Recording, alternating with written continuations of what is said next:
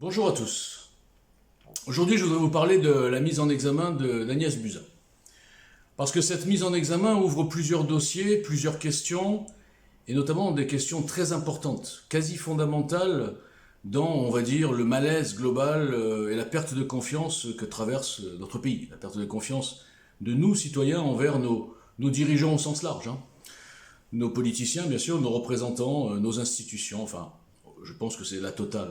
On voit l'état du pays, on comprend que le problème est très profond et dépasse même, je dirais, Macron, la Macronie ou Hollande, ça dépasse tout ça. C'est une accumulation. Comme je le disais en 2017, nous arrivons au bout d'un système. Bon. Donc là, je trouve que c'est vraiment de plus en plus clair. Alors cette mise en examen, peut-être qu'elle n'est que symbolique. Moi, je suis de nature naïf, vous me connaissez sur les réseaux, et optimiste. Et je me dis que pour moi c'est un déclic, mais j'y reviendrai plus tard sur le déclic, imaginons qu'elle soit que symbolique. Imaginons qu'ils aient mis en examen pour calmer un petit peu la vindicte populaire, pour que les gens n'aient pas l'impression qu'on les balade. Parce que les gens, vous savez, ils ont dans le souvenir le fameux qui marche toujours, responsable mais pas coupable. Bon, vous allez voir, c'est important. Donc imaginons qu'elle soit que symbolique et que finalement ça se perd un petit peu, on ne verra jamais le dossier, nous citoyens, alors que ce sont des affaires qui nous concernent, voilà, c'est des affaires d'État qui concernent l'utilisation de nos impôts aussi, et la gestion de notre pays, puisque ce sont nos employés. C'est une base quand même à retenir.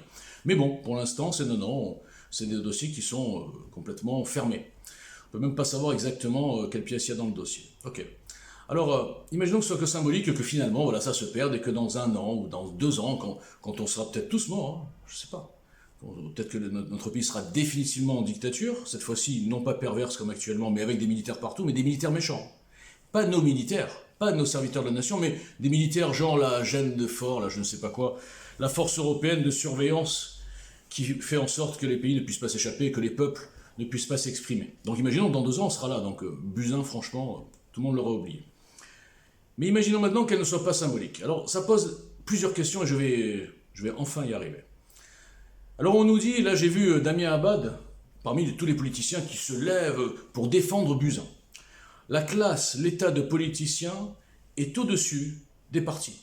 C'est étonnant, hein ? La classe de politiciens se protège, se coopte, se nomine, se renvoie des ascenseurs, fait un petit peu semblant de se battre, comme les combats de catch, vous savez, les LREM et les LR. C'est un petit jeu que tout le monde a compris, mais enfin, non, pas tout le monde. Certains n'ont pas compris. Donc là, nous avons Damien Abad qui se lève pour défendre Buzyn. Mais pas que lui, tous. Ils vont tous dire, parce qu'ils veulent se protéger, vous comprenez. Imaginons, ils savent qu'ils peuvent être eux aussi dans cette situation.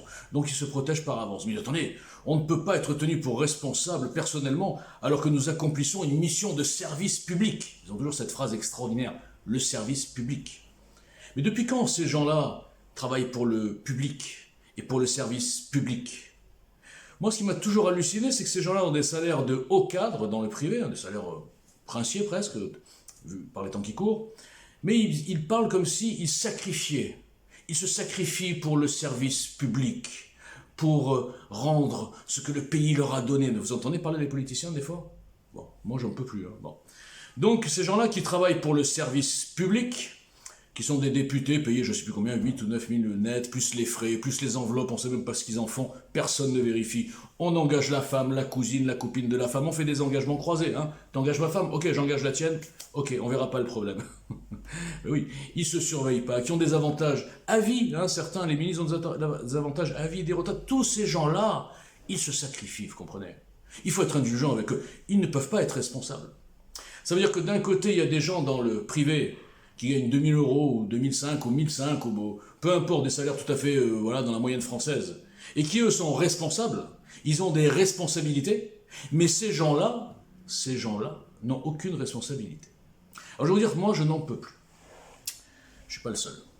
Et on a l'impression qu'on ne peut rien changer. Vous savez, c'est un petit peu, c'est toujours pareil, on me dit, ah ben non, ça c'est dans la Constitution, ça c'est dans la Constitution, tout ce qu'on veut changer, ah ben non, c'est dans la Constitution. La Constitution, je l'ai dit, je l'ai écrit.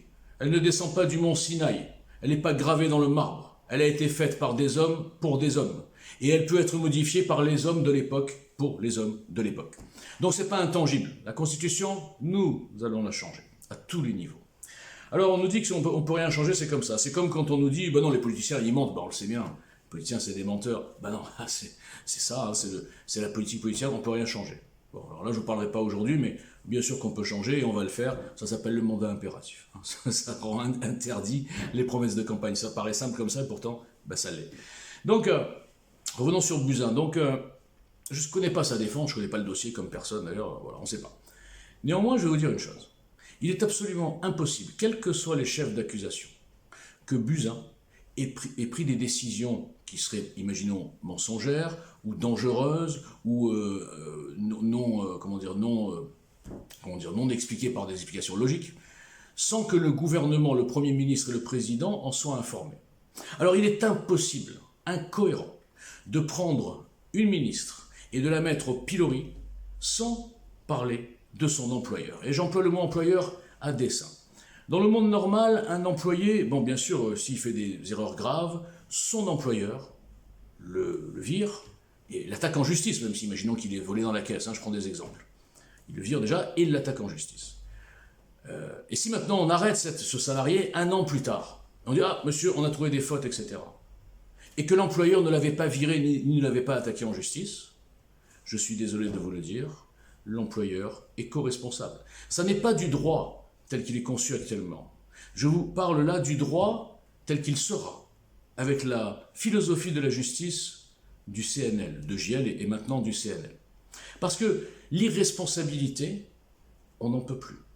Et quand on nous dira, dans certaines professions, ah oui, mais il est obligé d'obéir à la hiérarchie, alors d'accord, donc la hiérarchie est aussi responsable. Imaginons dans le cas Buzyn. Mais on nous dit aussi, il est obligé d'obéir à la hiérarchie, et là c'est dans des parents que les policiers et les gendarmes. Et pourquoi?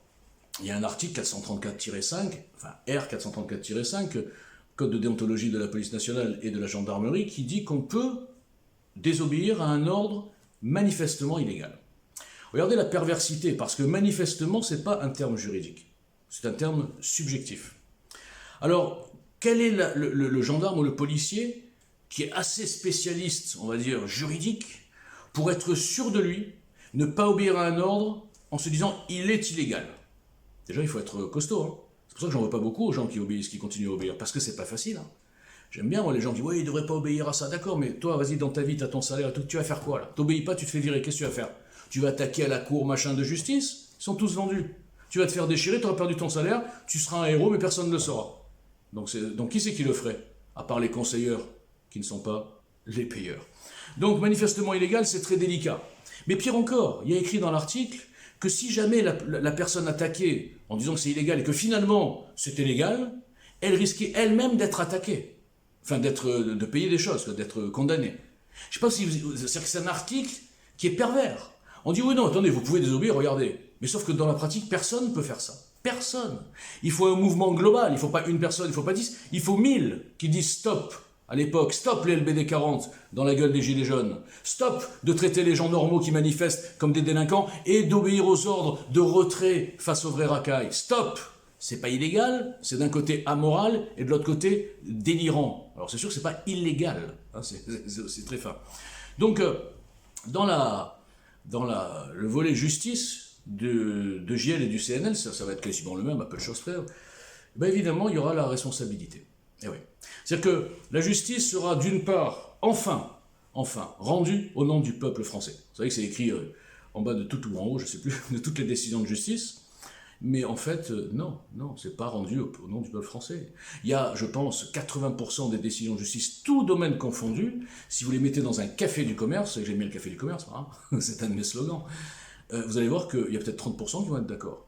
Et le reste, ils vont dire, mais c'est pas assez sévère, c'est injuste, et les droits des victimes, etc. Donc non, ça fait longtemps que la justice a dérivé vers une idéologie qui n'a rien à voir avec la majorité du peuple français. Donc, qu'est-ce que nous allons faire, non? Eh bien, on va reconnecter le peuple avec les juges. Le peuple, la volonté du peuple, avec les juges. Et pour une fois, le clientélisme, c'est-à-dire de faire en sorte d'être élu par le peuple, va être positif. Parce que pour une fois, les juges vont se forcer à être dans la lignée du peuple. Le peuple n'est pas quelque chose de malsain, n'est pas quelque chose d'idiot, d'abruti. Oh, il ne faut pas écouter le peuple, ils ne savent pas, nous savons. Non. Regardez où on en est, à force de ne pas écouter le peuple. À tous les niveaux, je répète. Le peuple n'a plus confiance en rien. Il a bien raison, puisque je fais partie du peuple. Donc, pour finir, cette histoire de Buzyn, c'est très clair. Soit il y a des malversations, il y a ce qu'on veut, et à ce moment-là, l'employeur, le gouvernement, l'État, Emmanuel Macron, est co-responsable. Et là, c'est comme, comment dire, on va tirer le fil. Si la justice fait son travail, si elle condamne ou les dossiers à charge deviennent importants sur Buzyn, forcément qu'il touchera aussi, bien évidemment, Véran, bien évidemment Castex. Véran, vous savez, je crois de mémoire, qu'il n'a pas signé lui-même la loi d'urgence, enfin, le décret qui déclenchait la date de la loi d'urgence. Vous savez pourquoi il ne l'a pas signé tout seul? Pourquoi il a exigé que tout le monde le signe? Ou ils l'ont pas signé, je ne sais pas. C'est qu'il fallait un rapport circonstanciel, un rapport technique. Et dans la décision, allez voir le texte de loi, c'est de la folie, il dit oui, le rapport sera fourni.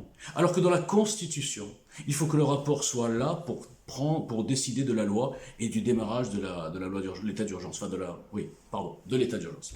C'est-à-dire que même là, même dans les petits détails, ils contournent, ils font ce qu'ils veulent avec les lois parce qu'ils ont toutes les manettes. Et en face, nous avons des députés qui ont des costumes comme ça, des cravates et qui marchent comme ça, et qui nous parlent comme des idiots parce qu'eux sont très, comment dire, c'est des députés quand même. Il n'y en a pas un qui a soulevé ce vice de forme. Pourquoi? Il ne voulait pas de pression, il a eu peur d'être seul. Qu'on me dise pourquoi. Nous, les inconnus, quelques-uns, on a souligné, on a envoyé des tweets, on a adressé des courriers en disant, attendez les gars, faites votre boulot. Je veux dire, la dictature est en marche, on a bien compris, mais enfin là c'est trop. Il y a tout qui est tordu et vous ne bougez pas, vous, l'opposition. Voilà. Donc on va mettre un grand coup de pied dans toutes ces castes, sous ce système corrompu. Mais pour le faire, il faut que vous bougiez, vous les citoyens. Parce que c'est bien beau de dire oui, ça va pas, ça va, mais vous proposez quoi? Vous faites quoi pour une action collective, pour une action citoyenne, pour construire une alternative? Vous faites quoi? Tous les jours, je me bats sur les réseaux dans l'indifférence, alors que je vous le dis, face cam, sans aucune humilité. Je pourrais plier tous ces petits tocards, toutes les petites starlettes de Twitter, les politiciens qui donnent des leçons à tout le monde. Je pourrais les plier en votre nom, pas en mien. Moi, je suis pas un politicien, moi. Moi, je m'en fous, je cherche pas de poste.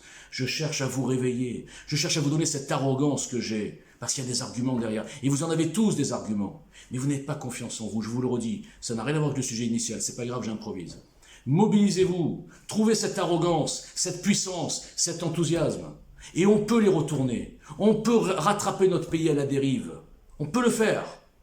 Je dirais comme Obama, bien que, je l'ai dit souvent, je le déteste, lui et toute sa caste. Yes, we can. Non, oui, nous pouvons. Voilà. Merci, bonne journée.